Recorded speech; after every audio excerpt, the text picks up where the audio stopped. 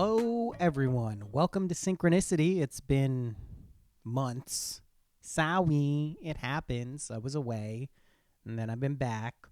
Got a lot of dad duties going on, coaching the flag football team for my eldest son. We're the Dolphins. We're pretty much like the Dolphins in real life. We're not quite as much of a dumpster fire, but I have a feeling that the head of the league is a Jets fan. And when I said I wanted to be the Dolphins, he kind of stuck me with the miscreants, so to speak. We got some interesting players on the team. I won't say too much in case anyway they ever stumble upon this. Don't want to talk shit about people's kids, but let's say it's interesting. Anyway, that's been going on. Hope everyone's been all right.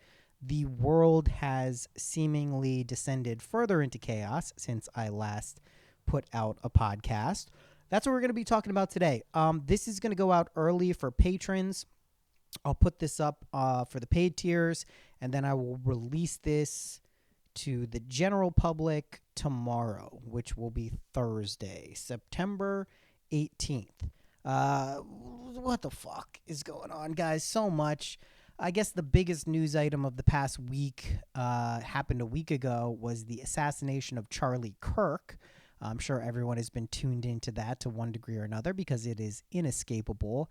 I didn't agree with anything Charlie Kirk said. I viewed him as a deleterious character in the political spectrum. You know, I think it's good that he chose to use his words to debate people. I think it wasn't necessarily done in good faith. All that being said, he should not have died. He should not have been assassinated. It's a tragic event. You know, he leaves behind a family, 2 small kids, his wife. It sucks. It's not a cool thing. We shouldn't be assassinating anyone for their political views. We shouldn't be assassinating people, period. Let's just kind of agree with that fact. It's fucked up. But what it has done, and there's no but that there's any good side to this. It's all pretty shitty. What it has unearthed, and this is what we're going to be talking about today, primarily internet subcultures that have seemingly come to the forefront with this assassination. You know, if you look at the top level kind of political discourse, you have the right blaming the left blaming the right. And that's fine if you're like an MSNBC, Fox News boomer and don't want to delve deeper into what is actually going on in the world and in this country. But that's not really what's going on. What is actually going on is a large group of disaffected youth have essentially, come into the place where they have no other recourse. So let me turn this up. Okay, my levels will be a little bit off, but whatever. They don't really have any outlet for expressing their apathy, indignation, rage. Many people feel hopeless. I spoke about this a little bit on the weekly reading that went out to patrons yesterday or the day before. And, it's a fucked up situation. Since the boomers kind of inherited the nation's wealth and political and power structures, things have kind of just gotten worse and worse for the generations that follow, right? You have Gen X, who was mainly disaffected, kind of viewed the world crumbling, kind of got shoved into this like work your entire life, rat race type situation. Then you had the millennials, both the elder millennials, I guess I am an elder millennial, and then the other millennials who are a little bit younger. They kind of got shoved into a world where the workforce began to crumble. The systems that were supposed to be in place for people to get jobs and education really weren't doing what they were supposed to. That kind of shifted into this gig economy type thing. Those of us who kind of saw this structure crumbling or had like some anticipatory revelations about what was going on kind of unplugged from that system, and we have been kind of doing our thing to the best of our abilities to make ends meet, survive, thrive, whatever is working for us. Then we get down to Generation Z, right? The Zoomers, right? So they're kind of even more fucked, right? You can't buy a house if you're not a boomer, and boomers are holding on to their houses like they're some ancient relic with magical powers like the Holy Grail. They won't sell their houses. Houses are essentially unaffordable for the vast majority of younger generations, ranging from millennials down onward. And you're kind of shoved into this world where you don't know what to do. Old systems are crumbling, new systems really haven't been created. You throw a dash of AI on top of it, jobs are evaporating. People are just trying to make sense of a world that is changing so fast that it's almost hard just to catch your bearings to tread water, let alone get to your destination of some semblance of security or stability. And this creates conditions that are very difficult for people to survive in, right? Let alone thrive. Just to survive has become a harder and harder task for the majority of people. So Zoomers, Gen Z, they are, scrambling, trying to figure out what's going on. Then we get to Gen Alpha. We'll stop there. We won't go to Gen Beta. But, they're growing up in brain rot culture, internet culture. They grew up where the internet now has morphed into this weird social layer of digital tech kind of nonsense where the memes have taken over everything. And that's kind of how we got to the situation where we find ourselves today, where an assassin, if you believe Tyler Robinson is the person who did it. I know there are many conspiracies out there that are calling him a patsy, who don't believe the official stories that are put out, and I will admit a lot of them are very weird and odd. Starting with the text messages that they released that seem pretty much kind of fabricated. But let's just assume, take the U.S. government at face value, which is traditionally not a great thing to do, but let's do it. This guy, like I said, the right is going to blame the left. He was a angry leftist who hated Charlie Kirk because he was so conservative. And let's look at the left. Well, no, he was actually just someone who hated Trump and hated the right and, was a piece of shit that way. Then we get into the theories of, which we're going to be talking about today, the groypers, people like Nick Fuentes and incels, tranny maxing, soy jacks, wojacks, all this stuff that if you're not kind of steeped in internet culture and haven't been hanging around 4chan for the past 10, 15 years, really you don't know what the fuck is going on. And it's like this weird language and syntax that most people can't decipher. I will do my best to kind of break down what is happening there and what it potentially means. And most importantly, what do we do with all this stuff? Do we just acknowledge and capitulate into the world descending into pure brain rot chaos and just wait for the end and the doom and gloom to take over where everyone is fucked and no one can make sense of which way is up or down, right or left? No, that's not my way of doing things. Despite all this, I'm actually still pretty optimistic about the future. But I won't deny that it is scary, it is disorienting, and it is something that I think we have to reconcile within ourselves if we want to have any type of strategy for navigating what is to come, what we're in the middle of, which is essentially a very deep transitional period that really isn't, like, the truth is we're probably not going to get any sense of stability for decades, potentially for the rest of our lives, especially those of us who are into our third, fourth, fifth decades, right? It's not looking like any of this stuff is abating anytime soon. Does that mean we just throw in the towel and give up? I mean, that is an option.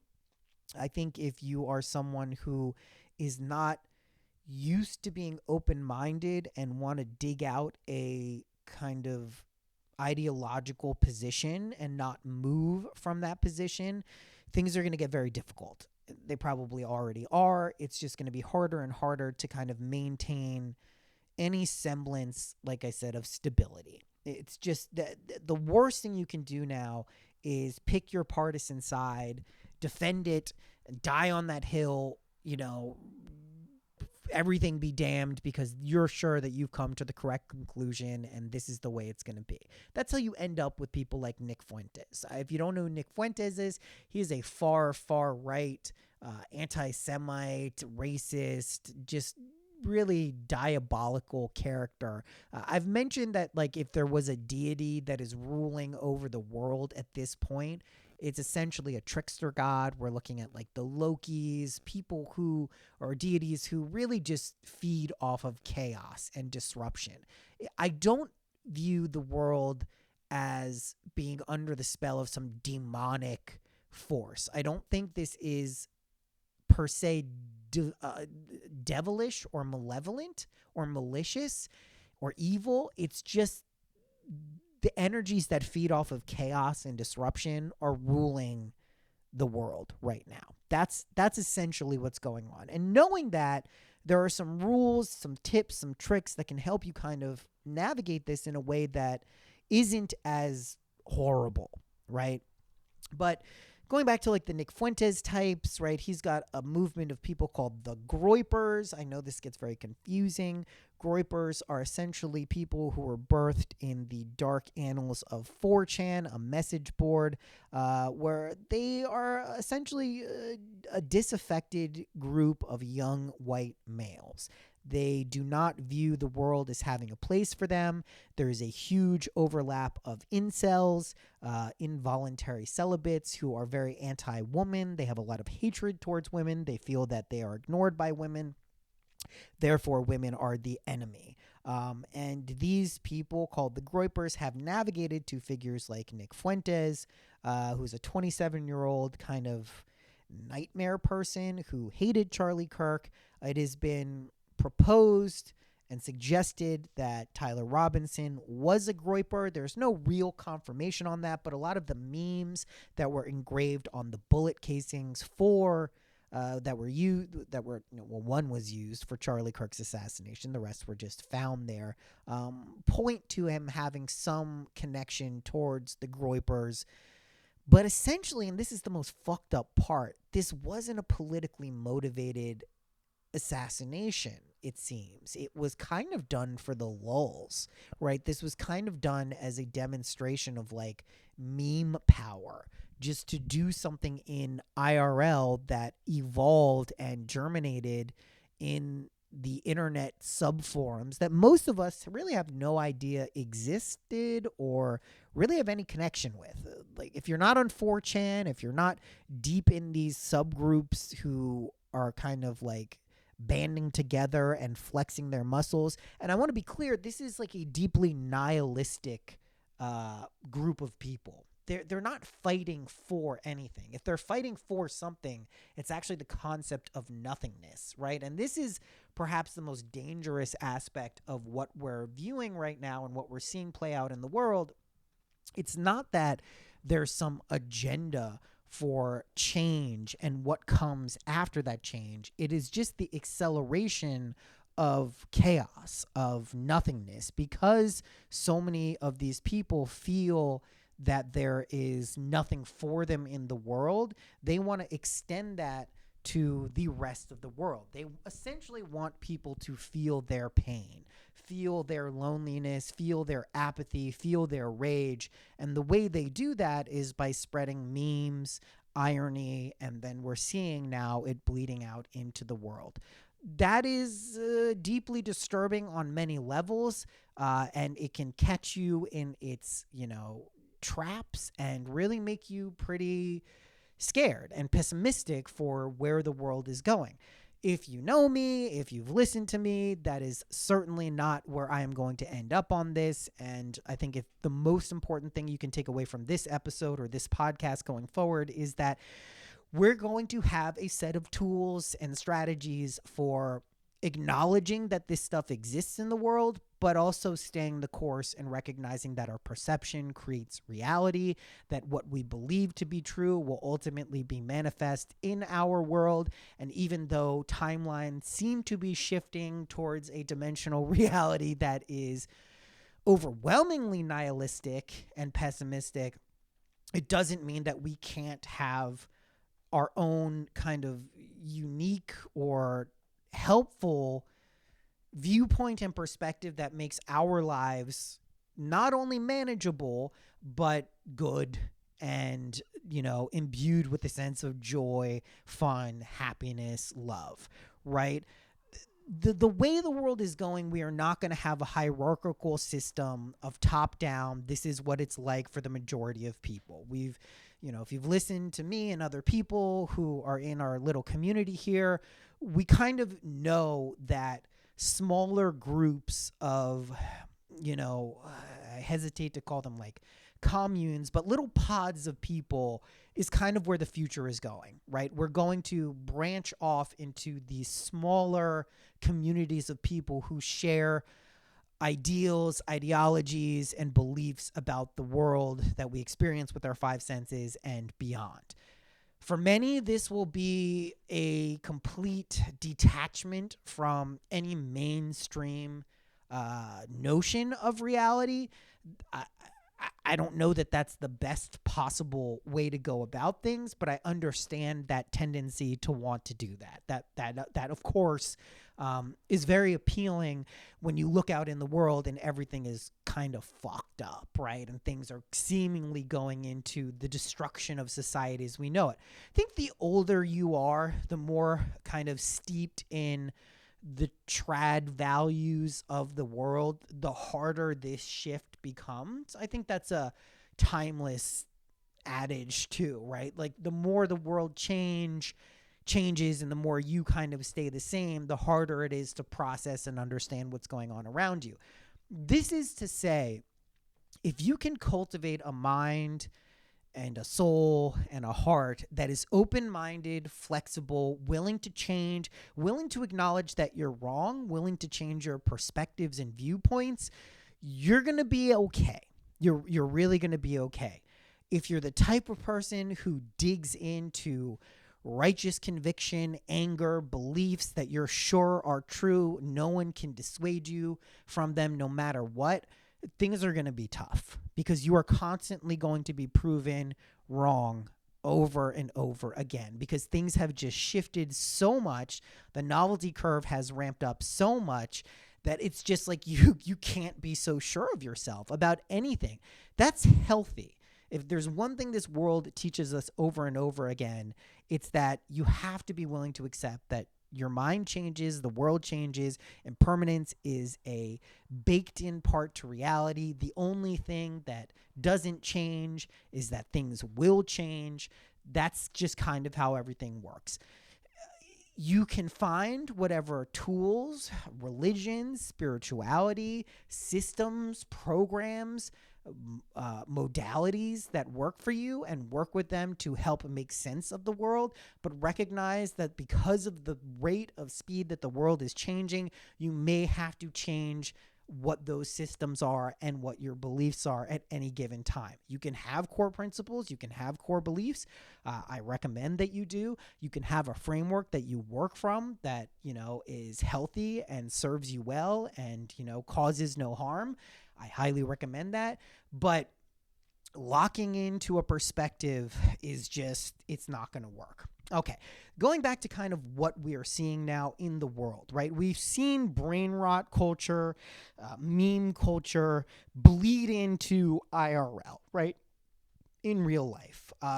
This incel movement is not to be taken lightly. What seemed like kind of a fringe group of people that were to be laughed at have now kind of become a powerful force. And I think it's understandable why we have gotten to this point. When an individual and then by proxy a collective feels that they are being thrown away and ignored by mainstream reality at large, whether that's through the political system, the financial system, the social system, whatever it is, they're going to have to create their own blueprints for reality. So what looks like happened here with this recent assassination is that a guy who was kind of indoctrinated on the internet via 4chan and Discord servers he was part of, it seems he was in relationship with a transitioning male to female furry type thing. I don't want to get lost in the sauce with us, but there is a very interesting phenomenon that has happened with incels and the far right movement, which is they feel so disconnected from traditional relationships men with women, that they actually start feminizing the men in their group and turning certain men into essentially feminized women. And then they begin relationships with that because they feel that they are so incapable of relating and engaging with women. They'd rather turn the men into women and engage in relationships with that, which sounds like kind of crazy. And this gets into a whole subset of like vestigial trans. There's a whole theory on all this stuff. I don't want to get too deep in the weeds with this shit, but this trans movement that has become more and more of the public discourse and more prevalent in society is very complicated. It's very multifaceted, but ultimately I view it as a symptom of the world transitioning itself. We're seeing the world transition, right? Not from male to female or female to male, but it is pivoting from what has existed in the past into what it will become. And as this continues, and as the kind of next state continues to be locked in, but it is not yet locked in, we're going to see more of this energy, this transitional energy, continue. So when we say the world is changing, it's very clear why we're getting more kind of evidence that people feel they're changing. I was a man born in a woman's body. I was a woman born in a man's body. I want to then make the outside of my body reflective of how I feel on the inside. And of course, there's nothing wrong with that. If someone wants to transition, by all means, there's nothing inherently wrong with that. I don't view it as blasphemy or something that is against the will of nature. Everyone is free to make their own decisions. But I think it's important to recognize that the energy that surrounds us in this reality really plays a big role in how our emotions and our thoughts, are made manifest. So I think we'll continue to see more of this discourse around transsexuals and transitioning in general. And for people who don't like that, sorry, it's just going to be a part of reality. Don't take it personally. What someone else's personal choice is should really have no bearing on how you feel and how you act and how you react. Demonizing people who think differently, look differently, like this is an antiquated notion that really has no basis in reality. It is not true. It is a very superficial way of looking at the world. Whether, Tyler Robinson had a trans girlfriend, boyfriend, is irrelevant to what the causes were for what created this situation.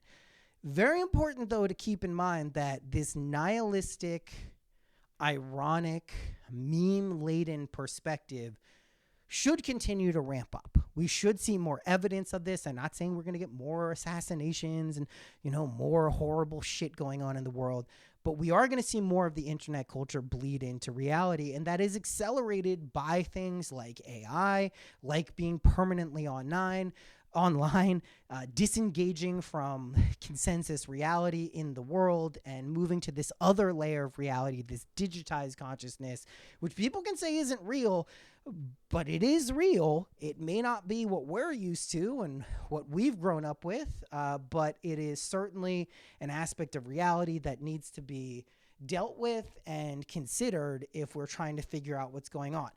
Okay. Let's talk about kind of what we can do as individuals and as collectives to make sure we stay as sane as possible, as healthy as possible, and, hopefully have some semblance of an idea of like what we can do to live positive, healthy, happy lives. I am not someone who says disengage from all media completely. I think there is a danger in that. I think there is this idea of ostriching, sticking your head in the sand, not really paying attention to what's going on. That is quite destructive. That is equally as destructive as doing it the other way, which is way too much media overload. And you can see this happen at any given time. Anytime there's a world major event, the tendrils of media get their hooks in to everyone, and everyone starts, kind of behaving chronically online. And it's an easy scapegoat to say that being chronically online is the worst thing ever. It's going to make your mental health worse. Yeah, I think that's pretty much proven at this point. But trying to understand what's going on in the world is not, you shouldn't be faulted for that. If it's not doing anything except bombarding you with negative emotions, yeah, take a step back. Don't pay attention to that. I will say, if you are listening to the political leaders, quote unquote, of this administration, of this world, you're not getting anything useful at this point. At best, you're getting red herrings. At worst, you're getting purposely misleading narratives meant to confuse and fracture and kind of push agendas that are most likely not aligned with your own. Let's kind of establish the ground rules of what we would want as individuals. If yours differ, feel free to disregard this strategy. But we want to be happy. We want to be secure. We want to feel safe. We want to find joy. We want to find love. And we want to share those things with other people in our community. We are social animals at the end of the day. Those are kind of the base level things that everyone is looking for. The ways you go about looking for those things vary, right? If you're into swimming, you may join a swimming club. You're into tennis, you may go find a tennis club. You're into hiking, you go find a hiking club. You're into gaming, you may find a gaming club. Whatever it is, whether that's online, in real life, irrelevant, kind of, at this point. We're looking for people to share our lives with, however, whatever that means for us. Some people are loners by nature. They may not seek out a community, but people are seeking out a human connection. That is just a fact. So if we're looking for that, what do we do at this point? If the world is feeling more fractured, more scary, more terrifying, how do we go about forming those human connections with the aid of the internet, with the aid of things like AI, and just by using our own innate divine gifts of imagination, creativity, artistry? These are the things that interest me. Yes, we can crawl into a hole and lament the fact that the world is so shitty and so horrible and getting worse day by day. At a certain point, what are you going to do? You're going to kill yourself? You're going to detach from society and go live in the woods? Nope, you're not going to do that. And don't think about doing that for most people unless you really want to go live in the woods. I wouldn't go about killing yourself because from a spiritual framework, it achieves virtually nothing. To think that you would somehow escape this reality by ending your life and not have to deal with the same kind of cosmic inborn spiritual problems that placed you here in the first place, whether by conscious choice or not, is probably not a theory you want to test out. Just saying. Probably not going to solve your problems. I am not dismissing, people who go through depressive periods where they feel like that's their only hope. If you are considering suicide or feel suicidal, please seek help. This is not to diminish, the mental health issues that are becoming more and more apparent in reality. At the same time, don't let the narrative that the world is disintegrating and crumbling and becoming a hellscape on Earth, don't just believe that. See if it's true. Don't buy narratives that are presented by people who don't see a way out. Don't buy narratives from people who haven't experienced other ways to parse reality and test out whether you can change reality with things like your imagination, things like manifestation, things that, maybe aren't accepted as universally or practically or tangibly real. Test those things out first. If you are easily swayed, and many of us are, right, by narratives that are presented to us both publicly, privately, socially, please be aware that you're that type of person, because you may start buying a program and running a script that is not your own. This is pretty much how propaganda works, and this is a known fact since we've had mass media, that if you present enough narratives, whether conflicting or not, eventually the one that seems to fit your worldview the best and your experiences the best will become your perspective. It is very important to try to figure out what your inherent perspective is. Taking some time to go within, trust your intuition, to determine what it is that you would like to see this world be is the only way that you will experience change in the world. If we all are distracted, if we're all buying into the fact that the world is getting to be a worse and worse place, that is what we will see. At the end of the day, what you perceive, what you feel and believe to be true is what you are going to get, which is why when things get more and more chaotic, there is an almost concerted effort to get people to believe that things are getting worse. Because here's the thing.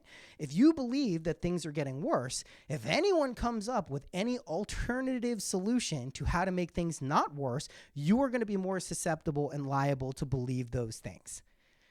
Just pointing that out. If you have the inner strength and fortitude to carve your own path, believe your own things that you have come up with, that you solidify within your own kind of being, then you're working with something. Then you can kind of have this world turn into and kind of wizard or witch your way into something that is a lot more palatable and at least is aligned with what you believe. You are going to be given so many narratives, so many opportunities to believe that this world is getting worse. I actually, honestly, don't know when in the past year, especially the past week, have seen anyone saying that, things aren't terrible.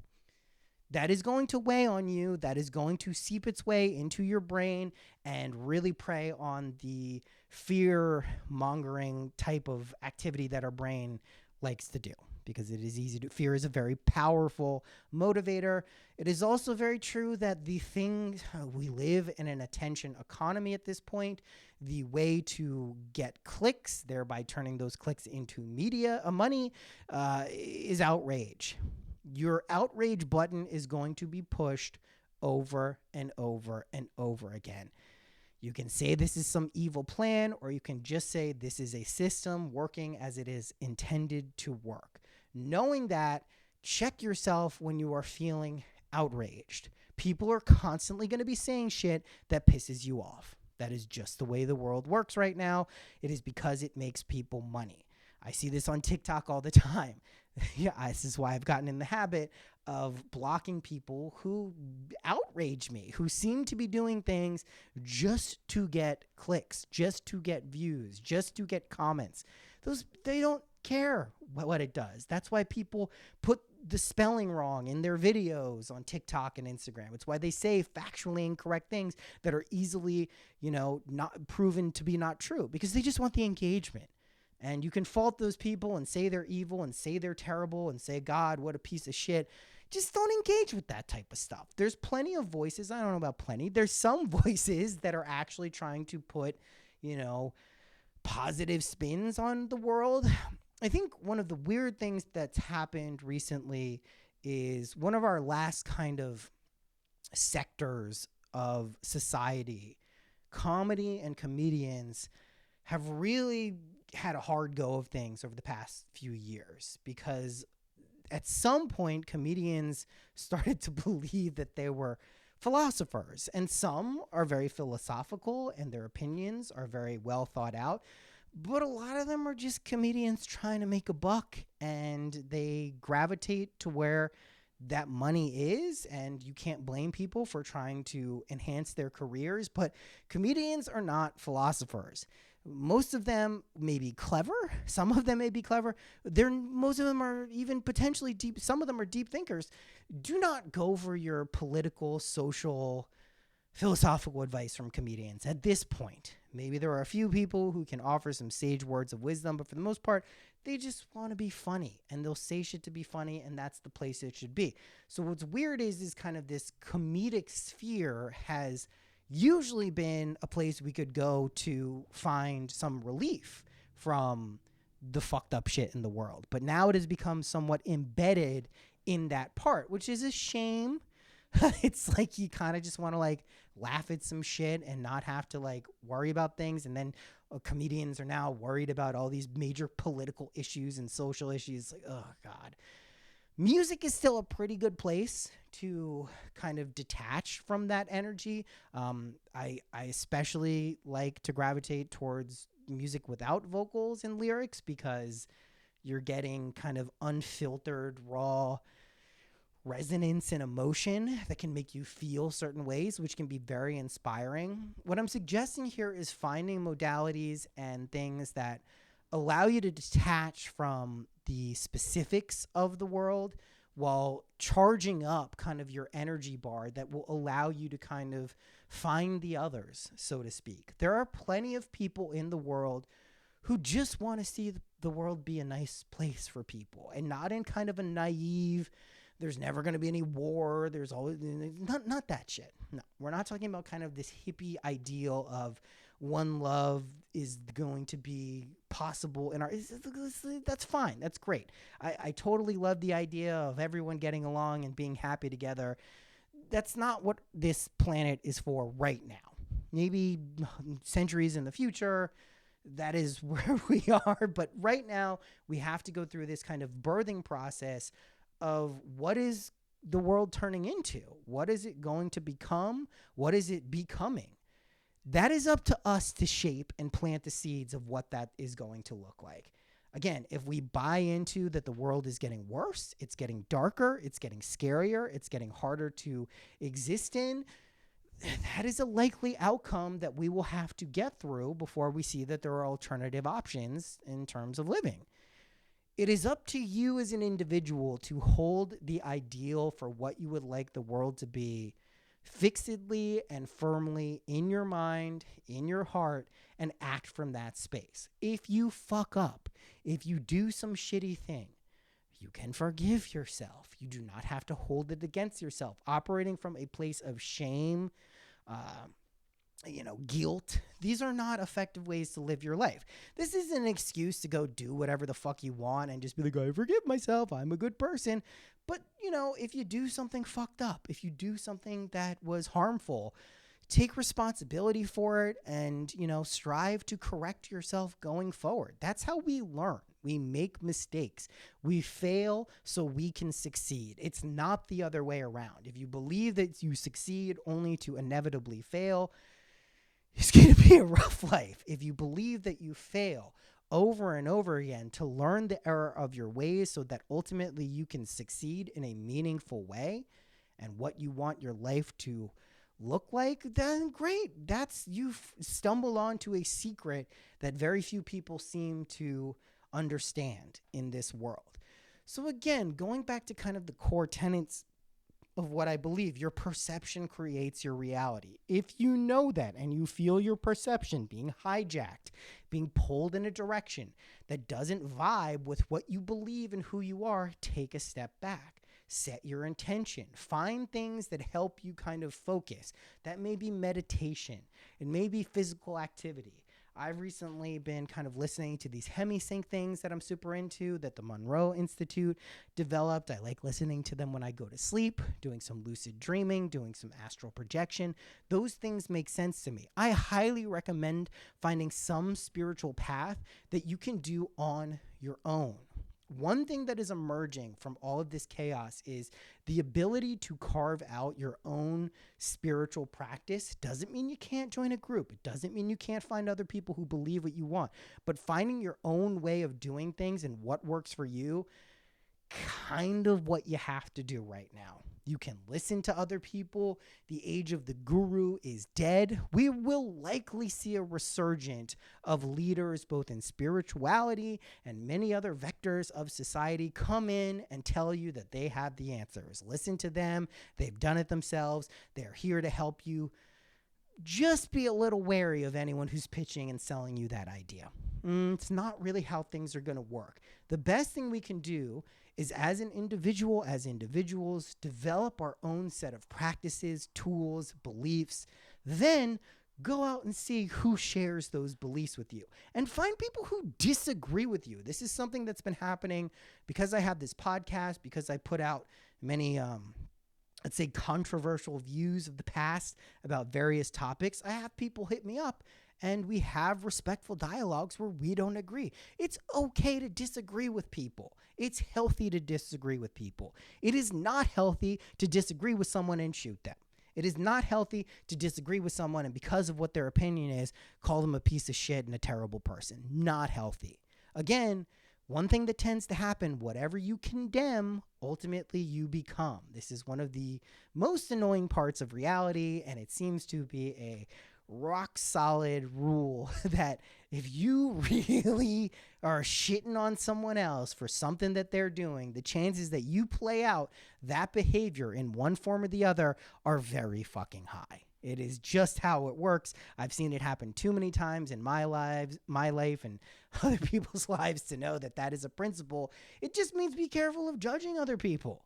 That's all. Whatever, no matter how morally outraged you are, no matter how certain you are. Also, having like any degree of certainty about major global events at this point, good luck. Good luck figuring out actually what the fuck is going on. You think you figured it out? You think you know exactly what's going on because you watched some videos on TikTok or you read a few Wikipedia pages or did a deep dive into something? Good luck. I've done enough of that over the past week looking into all this shit that potentially is going on with the assassin to know that good fucking luck. You can gather information, have a curious mind. Curiosity is one of the best things you can do, can have. It's a wonderful quality, but certainty developed out of that curiosity, also, you usually just end up looking like an asshole. The more certain you are about something, the higher chance that you're going to just look like a dick. You're just going to look kind of like an asshole. You can be certain about a few things, but even like the things that I believe the most, right? Imagination creates reality. Your perception creates reality. I need to go espousing those to every single person I meet, shoving it down their throats. Everyone has played that game. You have enough of like a powerful psychedelic trip and you can't shut the fuck up about how you've discovered the nature of reality to everyone around you. And they're like, what the fuck is the matter with this guy? Like, Jesus, give it a rest. You learn to kind of cater and adapt in situations to more live from what you believe than have to speak about it. Another very important thing that I think will serve you very well going forward is live your beliefs. Don't espouse your beliefs. Very few people these days are convinced by people arguing or debating them, which is why I question the motivations of someone like Charlie Kirk. This was more of a recruitment tool than actually trying to change someone's mind, what he was doing. Hate is a very effective tool for garnering support and potentially money. It is very destructive to the person espousing the hate and the followers of hate. Stay away from it as much as possible if you notice yourself getting pulled in any direction, especially if that hatred is fueled by righteous indignation. If you believe there's a genocide going on in some part of the world and you begin to hate the side of the perpetrators, be very careful that you know what you're doing there. Again, trying to figure out if that is accurate or not is hard enough. Maybe don't do that. If you feel that, the people who are against military campaigns in various parts of the world are destructive, Antifa-like liberal people.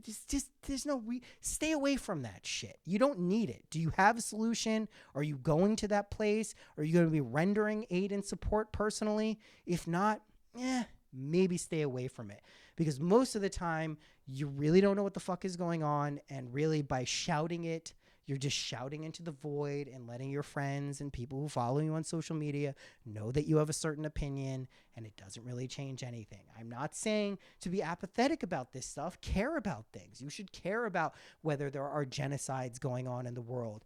You should care about whether there are injustices going on in the world. But if you're not willing to take practical, tangible steps to alleviate those, and I don't mean posting on social media, what are you really doing? Wouldn't that time be better served to focus on things that are actually important in your life? Connecting with people, creating something. The people who I think will find these changing, uncertain times to be the most fruitful are for people who put out things in the world that are creative, artistic expressions of what is in their soul, right? Whether that's a piece of music, whether that's a piece of visual art, whatever it is. It could be cooking. It could be anything. That is positive. It is building. What we are kind of, I don't want to say fighting against, but what we are coming face to face with in the world is the battle of entropy. There is a large contingent of people who believe that what they are fighting for, and the only thing worth fighting for, is destruction and entropy. The wounds, the open wounds that fester inside of their souls, they want everyone to feel. It's the classic kind of villain arc.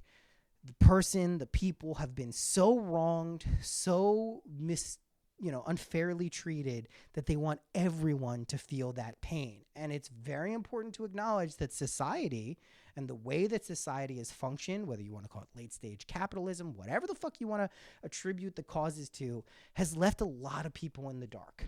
A lot of people are feeling completely left in the dust, that no one cares about them, that no one will care about them, that there's nothing being done about it. So all they can do is accelerate the decline into nothingness, into chaos, into entropy. And when there's enough disaffected people who feel like that, we start to see it bleed over into reality where everyone can see what's going on, where we start to see events like we witnessed last week. If you're someone who doesn't believe that the world is descending into a hellscape of nothingness, it is incumbent on you to put out things in the world that you believe in, whatever it is. And if you don't have an artistic and creative bent, just congregate with people in your life. Lift people up. Do something nice for someone. Do something nice for yourself, first and foremost. Start with yourself. That's one thing you can control. Then do something nice for someone else. You don't know how just a kind word here and there, supporting someone, helping someone, can really change their life. So I got on a call today with Verizon. I don't know if this was a tactic by the guy, but he was like, the support guy was like, "You have a really nice voice." And the whole rest of the call was like, this dude was so nice. What a wonderful thing to say to someone. I don't know if he really meant it or not, but it was nice. It was kind. It was something that really kind of changed the context of the call. Never mind, I was on the phone with Verizon getting my wife's phone activated for 2 hours, which sucked. But you don't know how your words can really affect someone else. So just choose to be kind if you can. The gist of what I'm talking about today, more than anything, is if you subscribe to the idea that things are getting worse, that things are getting darker, that things are getting harder and more difficult and scarier. Yes, they are. The answer is yes. The answer is yes. If you believe that we are in a transitional period that is difficult, but we will get through it, that there's a lot of beauty and joy and love in the world that will shine through, and it is always darkest before the light, yes, that's how everything works. The answer is always yes. It's the hardest thing to know is true, because it's easy to see evidence for whatever you believe wherever you look. It's why the person who believes that, nihilism is the best possible route and there's evidence of that everywhere believes they're right. It's why the eternal optimist who sees loving acts of kindness everywhere and amazing things and beauty everywhere is right, because that is how we create this reality. We create it collectively, but we create it individually. So get back to whatever you need to do to feel the way. This is why we often do the kind of imaginal techniques where we go back to being a kid in our minds and give ourselves a hug, because a lot of this stuff starts in childhood. And a lot of people, I see this now with like coaching my kids' team. You see how different parents interact with their children, and you see how the seeds of how those kids are going to develop and grow up be planted at those ages. You see the parents who are really rough on their kids. You see the parents who ignore their kids. You see the parents who are really supportive and are kind to their kids. Treat yourself like a parent treating a kid. Treat other people how you would want your parent to treat you. If you had a great parent situation, wonderful. If you didn't, you can still change the way you act towards other people. You have to kind of hold the world in your hand as though you are its mother and father at all times. This is easier said than done. These are idealistic, optimistic viewpoints that I realize at this point seem to be in the minority according to what I see out in the world. But this is up to you. This is literally like, I don't want to make this seem like, oh, we're a spiritual battle for the fate of our souls. Maybe, but really this is just to make your life palatable, livable, enjoyable, fun, loving. You're always going to have issues. You're always going to have problems. I'm sorry if you don't want to hear that. It's how we learn. It's just how we learn. We learn through tension. We learn through friction. It is how we evolve. It's not just evolving through people giving you lollipops and pats on the back, but you can change how you approach other people. You can change how you have discourse with other people. You can change how you disagree with people. These are all things that are well within your capabilities. But if you want to go into the dark side, if you want to believe that this shit is fucked, it's getting more fucked, nothing can do to unfuck it, then you are going to be living in that reality, and there's going to be so much evidence to support that. I'm just saying, that's how it works. At the end of the day, there's just so much to experience in this world. To me, it seems like almost a waste to focus on all the shit that's going on. I'm not denying the shit is thrown in your face daily, multiple times, many times. But you don't have to engage. Find shit you like. Do stuff you enjoy. Don't spend your time focusing on all the shit you don't like. Why would you do that? You think at the end of your life, you're going to look back at all the times you spent focusing on shit you didn't like doing and be like, oh, that was good. That was a good use of my time. You're going to remember the positive things. You're going to remember the momentous occasions, where you found the love of your life or loves of your life. You had children, you adopted that pet you love, whatever. Those are the things you're going to remember. You're not going to remember, how much you hated this one person. It's not what people report talking about on their deathbeds. Oh, I really hated this guy. Really hated Charlie Kirk. Really hated Tyler Robinson. God, what a piece of shit Trump was. God, Gavin Newsom is an asshole. You're not going to think about any of that shit. It's a fucking waste of time. It really is. And again, don't waste your time on shit you're not actually involved in. You got to remember here that there's so many narratives that are being pitched to you about how the world is and where it's going and why it's where it is and why it's going where it is. Make sure you actually believe that shit. Don't just fucking take someone else's perspective and narrative. It's people think they're so clever because it's well, we're not going to listen to the U.S. government. They're not to be believed. And then they'll go believe some other fucking asshole who says just because you don't trust the U.S. government, you should listen to their perspective. Oh, okay, that's a lot better. You've done it. Great job. You found someone who's pointing out the obvious, and because they point out the obvious. Also, if I see one more fucking person say, I'm not a conspiracy theorist, but here is conspiracy X, Y, and Z. You are a conspiracy theorist. It's okay. Everyone goes through their conspiracy. You don't have to qualify by saying you're not, so you get some level of clout and truth. What is this? Why are we doing that? I don't understand. Anyway, the only really shitty thing that's going on in my life, and there's plenty of things I could pick from to be that's not great, is the motherfucking Dolphins. They're going to have to blow up the whole fucking organization again. The whole fucking thing. Mike McDaniel's a shitty coach. Stephen Ross, the worst owner. Chris Greer's been with the team for 20 years. GM for 9 years. Shit to show for it. Tua sucks. I've been a Tua apologist since he's been in the league. He fucking sucks. He's terrible. He's literally terrible. He's awful. And this is what I got to deal with. I got to go through another fucking rebuild. It's a fucking nightmare, right? Now, if I believed the whole world was like the Dolphins, I'd be pretty fucking scared. But it's not. That's only one organization that's very poorly run. And luckily, that is not how I run my life. And luckily, it's probably not how any of you run your lives. You have to be a special breed of incompetent and fucking moronic to end up with an organization like the Dolphins. It sucks. It blows. It's not great. And yes, I know the world is fucked up, and there's plenty of evidence of that. All I'm suggesting is that you find the skills and strategies. I've gone over so many of them.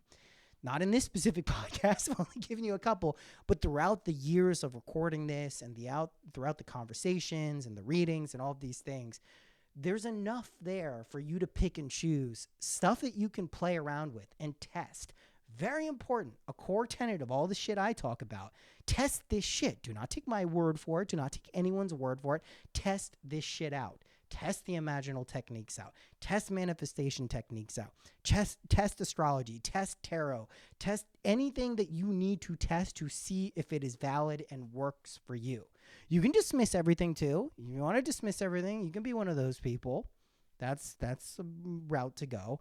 But test shit. See if it works. Also acknowledge maybe something works some of the time, but not all of the time. Okay? Maybe something works a lot of the time and sometimes it doesn't. Maybe it works not a lot of the time and sometimes it does. That's why you experiment. That's why you're curious. That's why you play around with shit. It's why you do things that actually kind of, are outside of your comfort zone. There's so much to discover in the world, There's so much. You don't have to focus in on the same 5 topics that everyone else is pitching you because what the fuck is the point of that? How long are we going to be talking about the same shit? And yes, acknowledge what's going on in the world.